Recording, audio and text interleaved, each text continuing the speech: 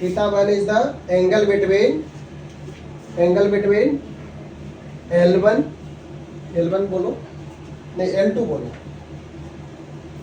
Theta किसके बीच में angle होता था? अगर हम फोर्स निकाल रहे हैं ILB साइन थीटा, तो थीटा किसके बीच में एंगल होता था? L और B, है ना, यही होता था, L और B के बीच का एंगल। इस बार इसके लिए L2 ऐसा है प्लेन में और magnetic field into the plane, तो एंगल कितना है? 90 डिग्री, वो मैंने लिख दिया। ठीक है, तो आपके पास जो रिजल्ट आया है, मैं लिख रहा हूँ फाइनली, कि force on second wire due to first wire, current in the first wire क्या आया? I2 L2, और B1 कितना है?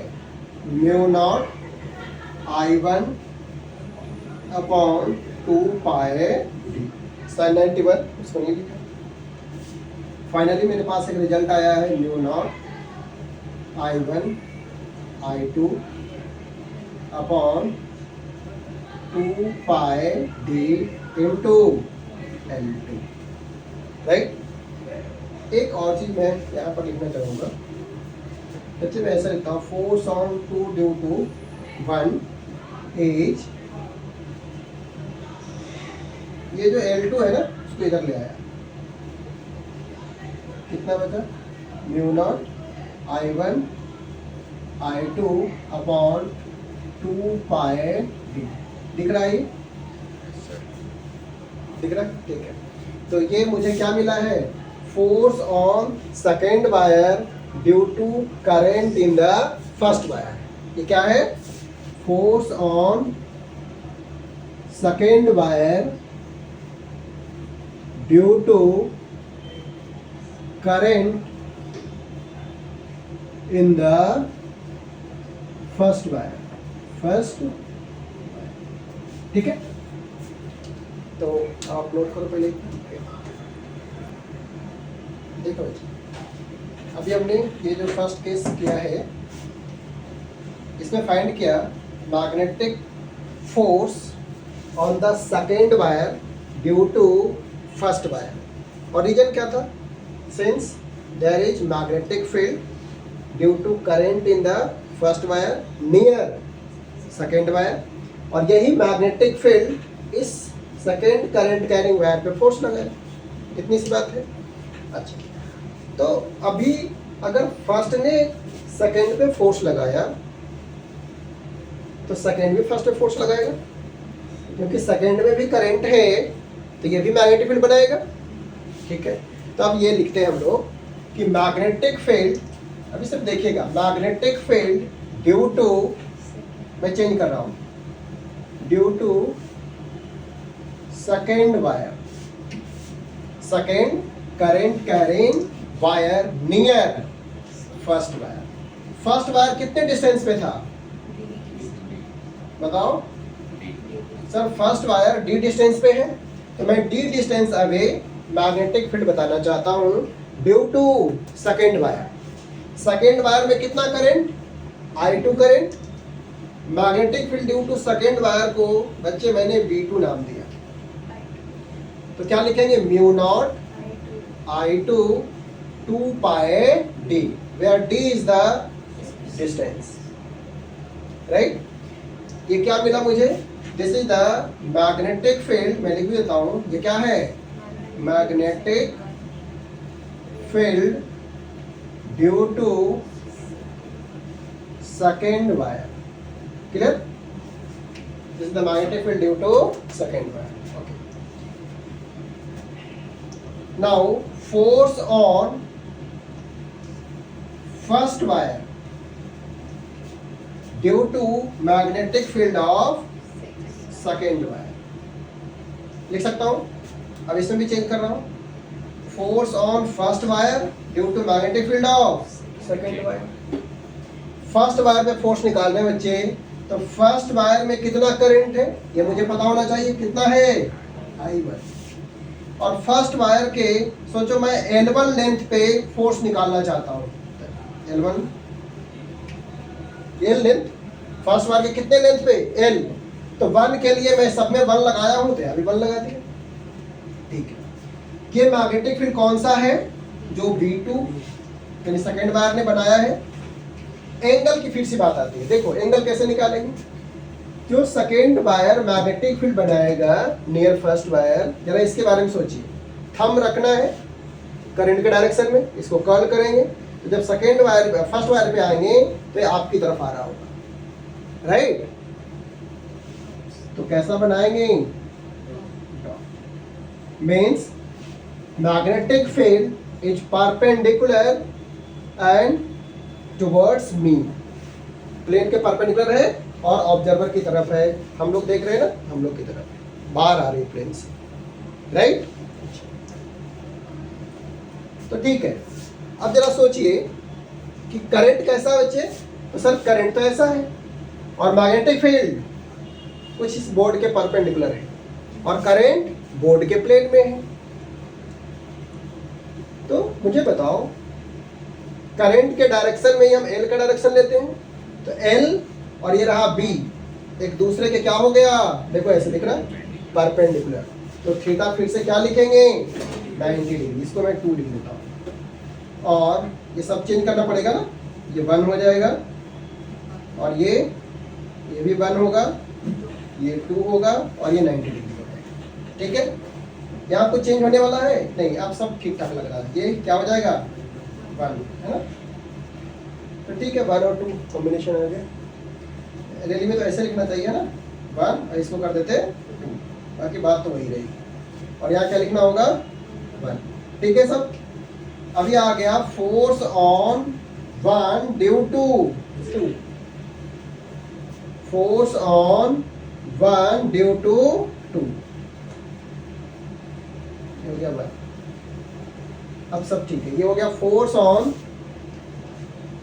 First wire due to current इन,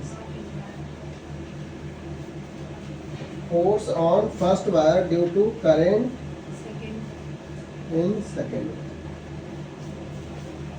ठीक है, तो हमने जो फार्मूला निकाला वो सेकेंड वाला फार्मूला क्या बन गया? फिर वैसा ही कुछ है, mu naught I1 I2 upon 2 pi D. पहले वाला भी ऐसा ही था। मीन्स ये जो दोनों आपको फोर्स के फार्मूले मिले वो सेम ही है, यानी मैग्नीट्यूड क्या है? सेम है। डायरेक्शन की बात करते हैं। अगर बच्चे मैं इस पे फोर्स की बात करूं तो जरा देखो, फर्स्ट वायर पे जो सेकेंड वायर फोर्स लगा रहा है उसका डायरेक्शन क्या होगा? तो सर ये हो गया एल, ये हो गया बी, एल क्रॉस बी ऐसा होगा towards right. Means force on, this is force on first wire due to second wire towards right. ऐसा लग रहा है कि ये सेकेंड वाला वायर पहले वाले को खींच रहा है। है क्लियर? अब जरा इसको भी देख लेते हैं, इसमें क्या हो रहा था? Due to magnetic field of first wire there is force on second wire, है ना? मैग्नेटिक फील्ड कैसा था? Into the plane. और करंट कैसा है? इन द प्लेन, परपेंडिकुलर है। फिर से एल क्रॉस बी ऐसा फोर्स आएगा। मीन्स फोर्स ऑन, यहीं पे बना देता हूं, force on second wire due to first wire, इसका डायरेक्शन पहले वायर की तरफ है।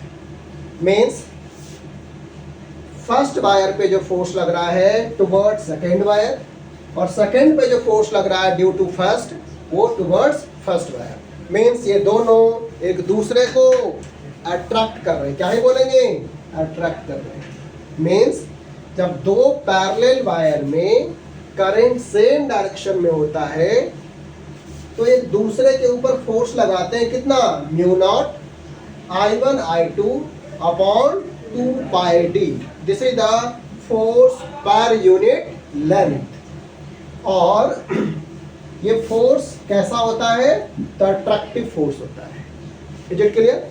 तो ऐसे सीखना है कि जब दो वायर पैरेलल हो, करंट सेम डायरेक्शन में है तो इन पे फोर्स तो एक्ट होगा। कितना होगा? तो ये है mu naught I1 I2 upon 2 pi D. और कैसा होगा? तो अट्रैक्टिव नेचर का होगा। ठीक है, चलो इतना लिखते हैं पहले। देखो अब इस फॉर्मूले को मैं थोड़ा सा समराइज कर रहा हूँ। हमने अभी सीखे कि दो पैरेलल करंट कैरिंग वायर एक दूसरे के ऊपर फोर्स लगाएगा। उस फोर्स का मैग्नीट्यूड क्या होगा? मैं यहाँ लिख रहा हूँ, force on 2 due to 1 magnitude में इक्वल होगा फोर्स ऑन 1 ड्यू टू 2 के। बट देखा जाए क्या, तो डायरेक्शन क्या है? ऑपोजिट। डायरेक्शन क्या है? ऑपोजिट। ऐसा, ठीक है ना? इन दोनों का मैग्नीट्यूड तो इक्वल होगा, बट डायरेक्शन क्या होगा? ये क्या दिखा रहा है? Force on 2 due to 1 and force on 1 due to 2।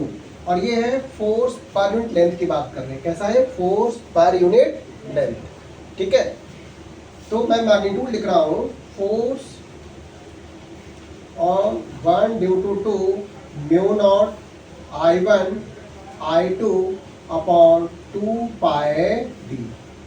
ऐसा ही force on 2 due to 1 mu naught I1 I2 upon 2 pi d. ये क्या है? Force per unit length. क्या है बच्चे? अगर मैं लेंथ को जैसे L2 और L1 को मैं 1 ले लूँ तो ऐसा ही आ जाएगा। ये क्या है? Force per unit length. ध्यान दीजिएगा, ये यूनिट लेंथ पे फोर्स है। अगर आपको L लेंथ पे निकालना होगा तो इनसे मल्टीप्लाई कर देंगे, राइट? ऐसा ही ये भी है। क्या है? Force per unit length. ये क्लियरली लिखा गया है, फोर्स पर यूनिट लेंथ। ठीक है, और दूसरी चीज मैं नीचे लिख देता हूँ, इसको मिटा देना। अब तो नीचे कॉपी कर ही लिए हैं।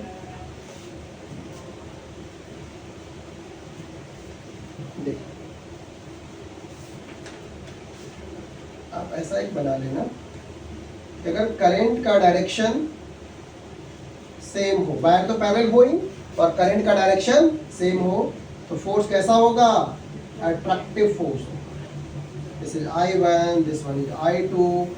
तो force on 1 due to 2, force on 2 due to 1, क्या बोलेंगे? अट्रैक्टिव फोर्स, है ना? Attractive force if current is in the same direction. ठीक है, बट ऐसा हो बच्चे कि पहले में करंट तो ऊपर की तरफ है और दूसरे में जस्ट ऑपोजिट है। इसमें I1, इसमें I2। तो क्या होगा इस बार? फोर्स ऑन 1 ड्यू टू 2 ऐसा होगा, फोर्स ऑन 2 ड्यू टू 1 ऐसा। ये क्या दिखा रहा है? Repulsive force. कैसा है? Repulsive force. दोनों ही केसेस में फोर्स एक्ट होगी, आइदर करंट सेम डायरेक्शन में हो या ऑपोजिट डायरेक्शन में हो। अगर करंट सेम डायरेक्शन में होगा तो इनके बीच में कैसा फोर्स होगा? अट्रैक्शन का फोर्स होगा। If current is in opposite direction तो ये वायर एक दूसरे को रिपेल करेंगे। फार्मूले के मैग्नीट्यूड में, ये जो फार्मूला है देखो फोर्स का, इसके मैग्नीट्यूड में डिफरेंस नहीं आएगा, सिर्फ हाँ जो फोर्स का नेचर है वो बदल जाएगा, कि अभी अट्रैक्टिव नेचर का था और अब ये रिपल्सिव नेचर का हो गया। फार्मूले यही रहेगा। ठीक है, ठीक है, अब आगे देखो एक और कॉन्सेप्ट। इसी पे मैं एक न्यूमेरिकल आपसे पूछ लेता, बहुत ही आसान वाला। अभी उस पे बेस्ड एक कॉन्सेप्ट भी सीखेंगे। तो देखिए न्यूमेरिकल क्या है। अगर मैं बोलता बच्चे कि दो पैरेलल वायर हैं और पहले वाले में जो करंट है इट इज 1 एम्पेयर, दूसरे वाले में जो करंट है इसको मैं I2 बोल रहा हूँ, it is also 1 ampere. There are 2 parallel current carrying wire having current I1 and I2 but both are equal, 1 ampere and 1 ampere, separated by 1 metre, means D कितना है इस बार 1 मीटर है। दो पैरेलल करंट कैरिंग वायर है, current 1 ampere and 1 ampere, each में कितना current है 1 एम्पियर, और इनके बीच में सेपरेशन है 1 मीटर। अब मैं क्वेश्चन ये पूछता हूं कि मुझे बताओ फोर्स पर यूनिट लेंथ क्या होगा। किसी वायर पे मैग्नीट्यूड तो सेम ही रहेगा ना, बोलो हाँ या ना, समझ रहे हो क्या होगा फार्मूला? सर फार्मूला होगा mu naught I1 I2 upon 2 pi D, यही होगा फार्मूला। अब जरा पुट करते हैं डाटा क्या होता है। म्यू नॉट सर ये 4 पाई 10 पावर -7 होता है ना म्यू नॉट की वैल्यू। I1 सर आपने डाटा दिया है 1 एम्पियर, I2 सर ये भी 1 एम्पियर है, 2 पाई और D कितना है सर ये भी 1 मीटर है। अगर मैं इसको सॉल्व करता हूं क्या मिलेगा बताओ बच्चे, 2 पाई से या 2 और ये सारे तो कैंसिल हो जाएंगे, 2 into 10 power -7 newton per metre. है मैं क्लियर? बताओ बच्चे, मेंस हमने ये सीखा, if there are 2 parallel current carrying wire separated by 1 meter having equal current 1 ampere in each wire, then force is 2 into 10 power -7 newton per metre. इतनी बात clear है? अब सुनो ध्यान से, एक और चीज हम लोग यहाँ सीखने वाले हैं। यहाँ क्या सीखने वाले हैं? क्लास 11th में जो यूनिट एंड डायमेंशन वाला चैप्टर पढ़े थे उसमें हमने फिजिकल क्वांटिटी की ऐसा यूनिट की बात की थी, राइट है कि मास का ऐसा यूनिट क्या होगा, टाइम का क्या होगा, ठीक है ना, लेंथ का क्या होगा। वैसे ही एक और फंडामेंटल फिजिकल क्वांटिटी था करंट। करंट की ऐसा यूनिट क्या होती है एम्पेयर। अब जहां सीखने वाले हैं कि 1 एम्पेयर की डेफिनेशन क्या थी, जैसे 1 किलोग्राम का डेफिनेशन अलग से था, 1 मीटर क्या लेंथ होगा ये डिसाइड किया गया था, वैसे ही 1 एम्पेयर करंट कितना होगा, या बोले तो कि 1 एम्पेयर करंट का मैथमेटिकली बोला जाए तो डेफिनेशन क्या था, कितने करंट को हम 1 एम्पेयर बोले। अब इसका आंसर ये है, सुनो ध्यान से, अभी वर्ड में लिखवा देंगे। इसका आंसर ये है कि अगर कोई 2 पैरेलल करंट कैरिंग वायर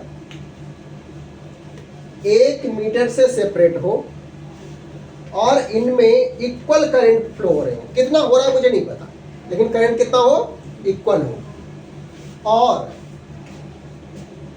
इस केस में अगर इस पे force 2 into 10 power -7 Newton act करता है,